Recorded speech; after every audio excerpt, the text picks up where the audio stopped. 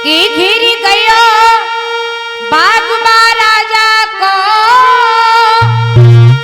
बलवानन से सरदारन से वासुर को स्वागत होने लगा बंदूकन से तलवारन से।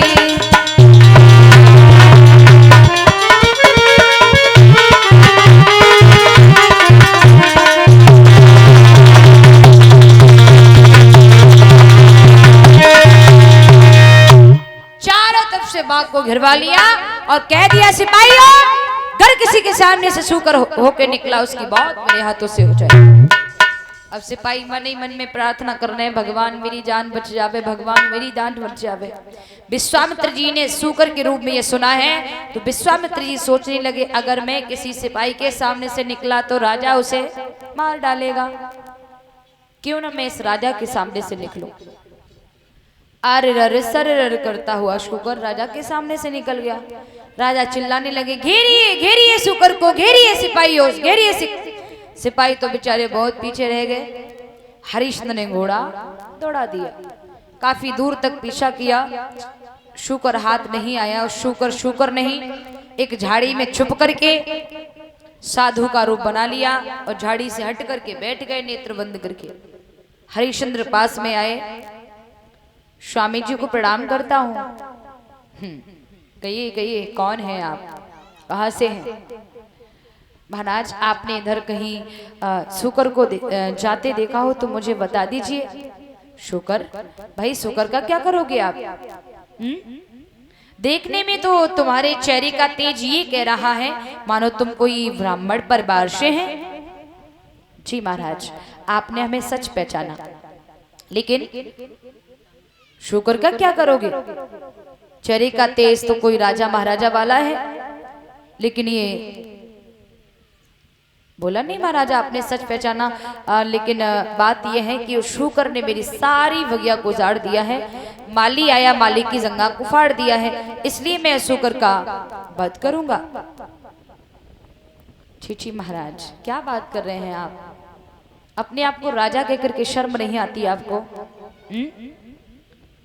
राजा कोई शुकर का शिकार नहीं किया करते हैं। अच्छा, आपका नाम क्या है? महाराज मुझे लोग सत्यवादी दानवी राजा हरिश्चंद्र कहते हैं। हरिश्चंद्र? बोले हाँ। अरे तू ही हरिश्चंद्र है? जी महाराज। अरे भाई, क्यों हरिश्चंद्र का नाम बदनाम कर रहा है? तू हरिश्चंद्र हो ही नहीं सकता। हरिश्चंद्र कोई ऐसा उसा राजा नहीं है जो शुकर का शिकार करे। महाराज सच कह रहा हूं, मैं ही हरिश्चंद्र हूं। शुकर का शिकार करने का मतलब यही है कि उसने मेरी सारी बगिया को उजाड़ दिया है, मालिक की जंगा को फाड़ दिया है, इसलिए मैं शुकर का वध करूंगा। अच्छा जी। राजा ने एक बात बोलूं? बोले हाँ। मैं तो तेरे पास ही जा रहा था। हरिश्चंद्र बोले हाँ, कहिए प्रभु क्या सेवा करें आपकी?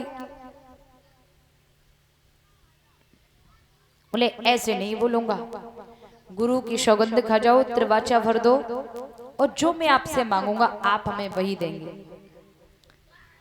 हरिश्चंद्र कहने लगे, शायद प्रभु आपको मेरे बारे में अभी ज्ञान नहीं है। चंद्र टरे सूरज टरे, टरे जगत व्यवहार, पैद्र श्री हरिश्चंद्र को टरे न सत्य विचार। सूर्य पूरब में नहीं, सूर्य पश्चिम में निकल सकता है, गंगा उल्टी बह सकती है, लेकिन यह सत्यवादी कभी अपना सत्य नहीं छोड़ सकता है, धर्म नहीं छोड़ सकता है। अगर आपको यकीन नहीं है तो मैं अपने गुरु वशिष्ठ की सौगंध खा रहा हूँ प्रभु, आप हमसे जो मांगोगे मैं आपको वही दूंगा, वही दूंगा, वही दूंगा। क्या? बोले हाँ। तो मुस्कुरा करके विश्वामित्र जी बोले, राजन एक श्यानी बिटिया घर में घूमे भोले राजा, हाथ पीले करवा दे। एक जवान लड़की मेरे घर में है, मैंने सोचा तेरा नाम बहुत ज्यादा सुना था, मैंने समझा कुछ तेरी सहायता मिल जाती तो बेटी के पीले हाथ कर देता, क्योंकि लाला तू तो जानता है हम साधु संतों के पास में कहाँ दौलत रखी है। हरिश्चंद्र बोले कहिए प्रभु आपको क्या चाहिए? बोले ऐसे नहीं, अभी त्रिवाचा तो भर दिया है, संकल्प कर दो। बोले महाराज संकल्प करने के लिए मेरे पास कुछ नहीं है। बोले कुछ तो होगा। बोले कुछ नहीं है। संकल्प में छोड़ने के लिए दक्षिणा कुछ भी नहीं है। बोले कुछ होगा। बोले कुछ भी नहीं है। बोले याद कर ले कुछ हो। बोले कुछ नहीं है, घोड़े की लगाम और खजाने की कुंजी है, इसके अलावा कुछ नहीं है। विश्वामित्र बोले अरे इतना सब कुछ होते हुए भी कह रहा है कुछ नहीं है। ऐसा कर तू संकल्प में कुंजी लगाम को ही छोड़ दे। धोखे धोखे में कुंजी लगाम का संकल्प करवा लिया। उसके बाद में 60 भार सोना और मांगा। हरिश्चंद्र बोले महाराज आप चलिए मेरे महलों में, वहां चल के मैं आपको 60 बार सोना अदा कर देता हूं। महलों में लेकर के आए, विश्वामित्र को बिठा लिया। खजांची को आवाज लगाई, राजा ने खजांची बुलवाओ, आज्ञा दई सोना लाने की। तब विश्वामित्र ने मुस्काए के कह दई थी बात ठिकाने की। ओ राजन होश ठिकाने कर, तू सेवा किस पे करवाता है। अधिकार तुम्हारा रहा नहीं, अब किस पे हुक्म बजाता है।